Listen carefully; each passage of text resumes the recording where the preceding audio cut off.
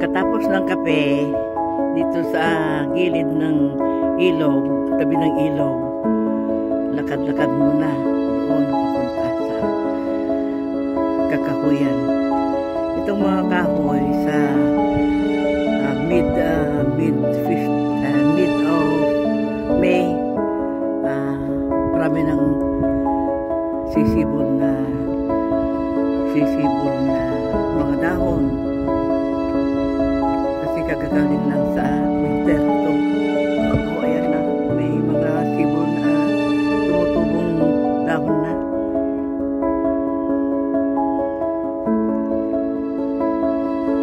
Maintain trails only. Notice everyone entering upon or using this land does so at their own risk. Kaya mag-ingat ang lahat.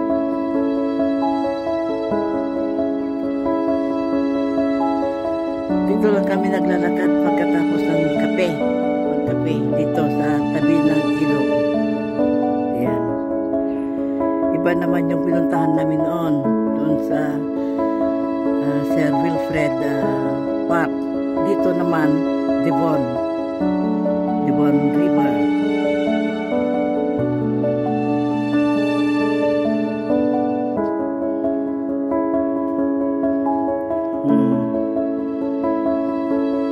Ito magsimula ng lumibol ang mga dahon ng mga puno.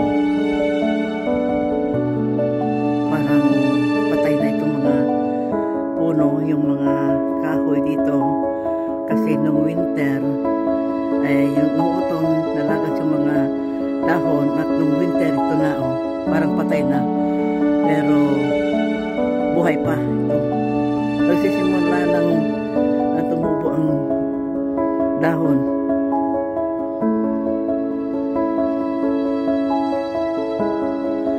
Nasaan na si Blake?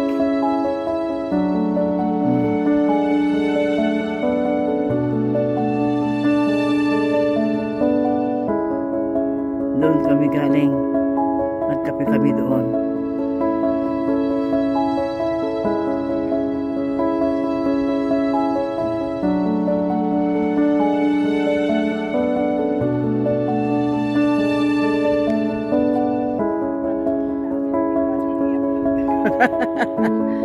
Mananungay.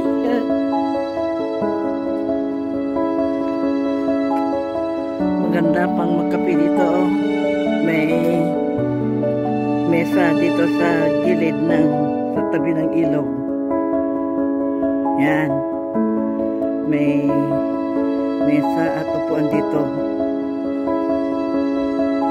Pwedeng magkape dito, mag-picnic, kakain dito kung may baon ka sa tabi ng ilog. May mga kunting snow pa na natira dyan, yung hindi naaarawan masyado. Yan, sa baba, pangpang ng ilog. Yan. Nakuha ko na kanina. Yan. Malawak ang ilog, mga kaibigan. Ang gandang linis. Ang linis ngayon ang ilog.